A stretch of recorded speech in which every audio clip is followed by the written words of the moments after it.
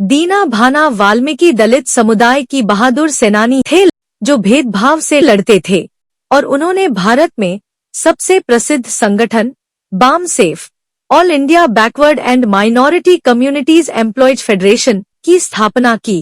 वह डॉक्टर भीमराव अंबेडकर के आस्तिक अनुयायी थे। दीना भाना व्यक्तिगत, व्यावसायिक और सामाजिक जीवन में हमेशा समानता के लिए लड़ते थे। वह central institute of military explosives CIME में चतुर्थ श्रेणी कर्मचारी थे। समाज में जब भी समस्या आती है तो कुछ लोग नायक बनकर उभरते हैं। वह उन कुछ नायकों में से एक हैं जिन्होंने भेदभाव से बहादुरी से लड़ाई लड़ी। उन्होंने न केवल दलित समाज बल्कि पूरे समाज पर अमिट छाप छोड़ी। डॉक्टर अंबेडकर के बाद यह महसूस किया गया कि समाज से अंबेडकर के आदर्श, विचार और मूल्य कम होते जा रहे हैं। अब समय आ गया है कि कोई नेता समुदाय के नेता के रूप में उभरे और समाज के हाशिए पर पड़े और दमित वर्गों के साथ होने वाले सभी भेदभावों के खिलाफ आवाज उठाए। उस समय के सबसे प्रसिद्ध नायकों में से एक कांशीराम थे, जिन्होंने बहादुरी और निडरता से सभी बाधाओं के खिलाफ लड़ाई लड़ी और समुदाय के उत्थान के लिए समाज में कई अभियान शुरू किए। लेकिन कांशीराम को समाज का नायक बनाने में एक शख्स ने अहम भूमिका निभाई थी। वो है दीना भाना वाल्मीकि। दीना भाना का जन्म फरवरी 1928 में राजस्थान के सुदूर गांव में हुआ था। उनका जन्म वाल्मीकि नामक दलित समुदाय में हुआ था। उनके पिता का नाम भाना था। उनके पिता ने उनका नाम दीनानाथ रखा था। वह अपने परिवार की चौथी संतान थे। उनकी शादी दिल्ली में ढाबे पर काम करने वाली सुमन से हुई थी। 2 साल के संघर्ष के बाद 1948 में उन्हें पुणे जाकर साइम में नौकरी मिल गई। अपने बचपन के चरण के दौरान उन्हें जीवन के हर क्षेत्र में कई भेदभाव का सामना करना पड़ा।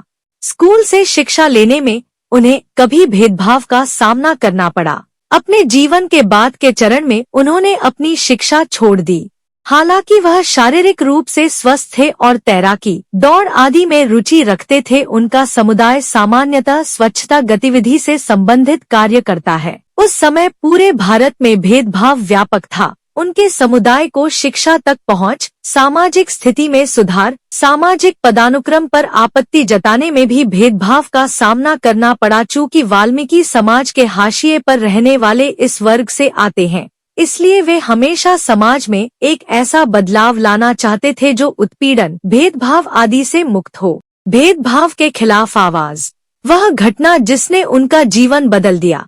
यह उस समय की बात है जब वह 15 वर्ष के थे। उनके पिता एक जाट परिवार में मवेशियों के लिए काम करते थे। एक दिन उससे अतिरिक्त काम करने को कहा गया तो वह मान गया और अतिरिक्त मजदूरी की मांग करने लगा। जाट परिवार ने उन्हें पैसों के बदले भैंस दे दी। उन्होंने उसे ले लिया और अपने घर में मवेशियों की गांठ बांध ली। इसने एक ठाकुर का ध्यान आकर्षित किया, जिसने अपने नौकर को भैंस और भाना के बारे में अधिक जानकारी लेने के लिए भेजा। ठाकुर ने उसे बुलाया और भैंस वापस करने के लिए कहा और उसे यह कहकर ताना मारा कि तुमने सुअर के बजाय अपने घर में भैंस बांधने की हिम्मत कैसे की। उन्हें जाट परिवार को भैंस लौटाने के लिए मजबूर होना पड़ा। इस घटना ने उन्हें पूरी तरह झकझोर कर रख दिया था और उनकी धारणा बदल दी थी। भारत एक ऐसा देश है जहां हर किसी ने देश को अंग्रेजों के जुल्म से आजाद कराने में अहम भूमिका निभाई थी। उस समय के सबसे प्रसिद्ध नेताओं में से एक, जो न केवल अंग्रेजों से बल्कि मौजूदा जाति आधारित भेदभाव से भी लड़ते थे, वे हैं डॉक्टर भीमराव अंबेडकर। धीरे धीरे वह न्याय और समानता की मूर्ति बन गए और उस समय कई युवाओं को प्रेरित किया। वह कई लोगों के लिए एक मार्गदर्शक सिद्धांत बन गए। दीना भाना वाल्मीकि उनमें से एक थे जो डॉक्टर भीमराव अंबेडकर के सिद्धांतों से प्रभावित हुई। डॉक्टर BR अंबेडकर की शिक्षाओं, विचारों और मूल्यों ने उन पर और उनके जीवन पर एक अमिट छाप छोड़ी थी। डॉक्टर BR अंबेडकर हमेशा एक समाज सुधारक रहे हैं। उन्होंने ड्राफ्टिंग कमेटी की अध्यक्षता भी की। उन्होंने भारतीय संविधान की मसौदा समिति की अध्यक्षता भी की। चूंकि उन्हें जीवन के हर क्षेत्र में भेदभाव का सामना करना पड़ा, फिर भी उन्होंने कठिनाइयों में रहते हुए भी शिक्षा प्राप्त की और भेदभाव और जाति आधारित अत्याचारों के खिलाफ आवाज उठाई। अंबेडकर के विचार हमेशा हाशिए पर मौजूद समुदाय के अधिकारों और सम्मान की वकालत करते थे। इन मूल्यों ने उस समय कई युवाओं को उत्पीड़न के खिलाफ लड़ने के लिए प्रेरित किया था। इन बातों ने दीना भाना को अंबेडकर से जोड़ दिया, क्योंकि दोनों भेदभाव और उत्पीड़न से मुक्ति चाहते हैं। अपने बाद के जीवन में दीना भाना अंबेडकर के अनुयायी बन गए और समाज में अंबेडकर के विचारों, संदेशों, मूल्यों को फैलाना शुरू कर दिया। डॉक्टर अंबेडकर के सिद्धांत सामाजिक न्याय और समानता पर आधारित है। अपने पूरे करियर में उन्होंने जाति आधारित अत्याचारों और उत्पीड़न का पुरजोर विरोध किया। अंबेडकर हमेशा एक ऐसे समाज की स्थापना करना चाहते थे जो भेदभाव और जातिगत ऊंच नीच से मुक्त हो। इन मूल्यों ने दीना भाना को एक ऐसे समाज में बदलने की इच्छा को प्रेरित किया जिसमें समानता और सामाजिक न्याय हो।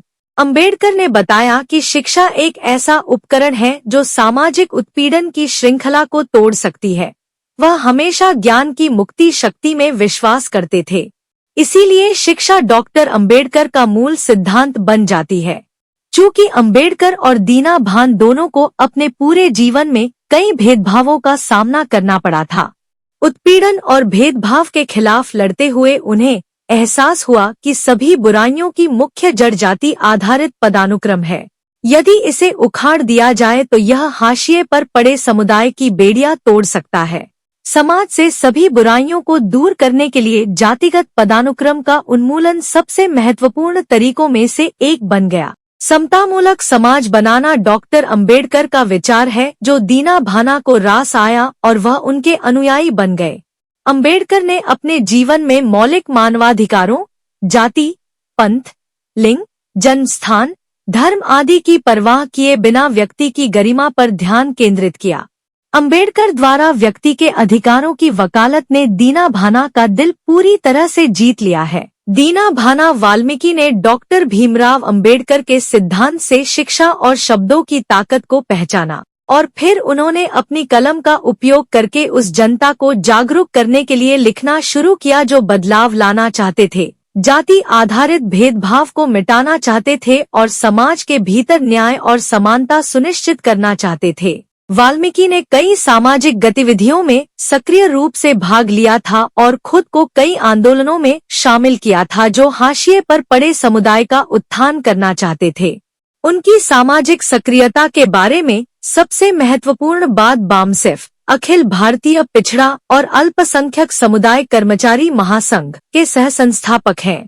जब central institute of military explosives साइम में अगले साल की छुट्टियों पर चर्चा हो रही है, अंबेडकर जयंती, बुद्ध जयंती और अन्य दलित समुदाय के नायकों पर छुट्टियां नहीं मिलने पर वह अधिकारियों के खिलाफ आवाज उठाते हैं। उन्हें साइम से निलंबित कर दिया गया और उनकी नौकरी चली गई। इस दौरान उनकी मुलाकात अधिकारी डीके खारपड़े से हुई, जो दलित समुदाय से थे। उन्होंने उन्हें फोन किया और आश्वासन दिया कि वह इस मामले को देखेंगे और न्याय सुनिश्चित करने की पूरी कोशिश करेंगे। खरपड़े ने उन्हें कांशीराम से मिलवाया जो एक अधिकारी थे और पंजाब से आए थे। उन्हें कांशीराम के बारे में जानने की दिलचस्पी तब हुई जब खरपड़े ने उन्हें बताया कि वह भी दलित समुदाय से हैं। कांशीराम डॉक्टर BR अंबेडकर के बारे में ज्यादा नहीं जानते थे, हालांकि वे दीना भाना और खारपड़े से अंबेडकर के बारे में सुनते थे। एक दिन दीना भाना की सलाह पर खरपड़े ने कांशीराम को द एनिहिलेशन ऑफ कास्ट नाम की एक किताब दी जो अंबेडकर के सिद्धांत पर आधारित थी। इस किताब ने उन्हें पूरी तरह से बदल दिया और अपना जीवन सामाजिक कार्यों में लगाने का फैसला किया। तब कांशीराम ने दीना भाना के लिए वकील की व्यवस्था की और वकालत की फीस दी। हालांकि दीना भाना ने उन्हें ऐसा करने से रोका। खारपड़े और कांशीराम दोनों ने इस मामले पर रक्षा मंत्रालय को सूचित किया। मंत्रालय ने इस पर गौर किया और निलंबन समाप्त कर इस मामले पर उच्च स्तरीय कमेटी गठित करने के निर्देश दिए। दीना भाना समाज में बदलाव लाना चाहते थे। जब उनकी मुलाकात उस समय के प्रसिद्ध नेता कांशीराम से हुई तो उन्हें गति मिली। ये कर्मचारी अच्छे दोस्त बन गए और न्याय की इस लड़ाई ने उनकी अंतरात्मा में आग जला दी। उन्होंने 1973 में अखिल भारतीय पिछड़ा और सीमांत समुदाय कर्मचारी संघ की भी स्थापना की।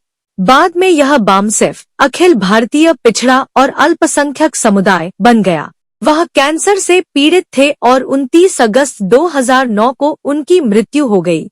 उनकी मृत्यु पर पूरे भारत के लोग शोक व्यक्त करते हैं। उनकी पुण्यतिथि पर उनके अनुयायी आज भी उन्हें याद करते हैं।